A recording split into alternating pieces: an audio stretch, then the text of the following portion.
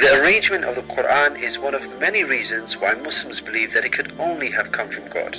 In fact, modern research has discovered a remarkable structure in the Qur'an known as ring composition. To demonstrate this, let's analyze the second chapter of the Qur'an known as Al-Baqarah, the cow. This chapter consists of a total of 286 verses. The entire chapter can be divided into 9 groups based on theme. The first group of verses talk about faith and unbelief. This mirrors the theme of the last group of verses. The second group covers God's creation and knowledge. This again mirrors the second to the last group's theme.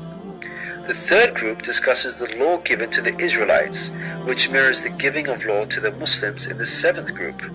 The fourth group relates to the test of Abraham, a mirror of the test of Muslims in the 6th group. The middle group, the 5th group, is the central theme of the entire chapter, the change in direction of the Muslim prayer.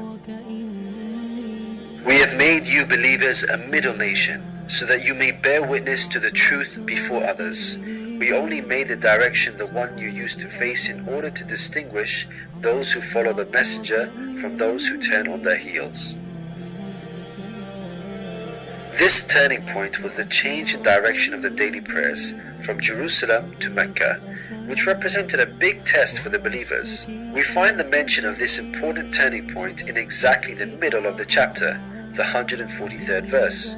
Moreover, this verse even contains the word middle. Together these 9 groups form a giant ring composition. As you can see, ring composition is structured as a sort of circle, with the central meaning placed at the center. You can think of it in terms of a mirror, so ring composition is the equivalent of putting a mirror in the middle. What is mentioned in the first half will be reflected in the second half. Things can be taken a step further. If we examine these 9 groups, we find that they each contain sub-ring compositions. So what we have is rings within rings. For example, here is the 8th group with the theme of God's creation and knowledge. We can see that the beginning and the end both have the themes of giving and charity, and the central theme of God's power and knowledge is placed in the middle. Things can be taken further still. This sub-ring contains yet another ring within itself. This is the 255th verse known as Ayat al-Kursi, the verse of the throne.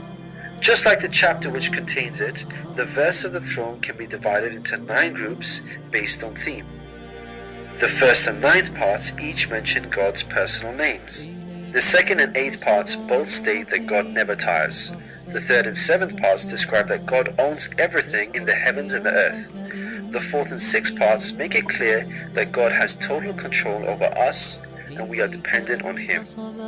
Notice that the middle of this verse mentions before and after, which could be yet another allusion to the mirroring of ring composition. It's worth highlighting that not only does the verse of the throne contain its own ring composition, but it is also positioned as a sub-ring within 2 larger rings, a concentric ring composition. We can see that this chapter of the Qur'an is marvelously designed, being precisely and tightly arranged according to the principles of ring composition.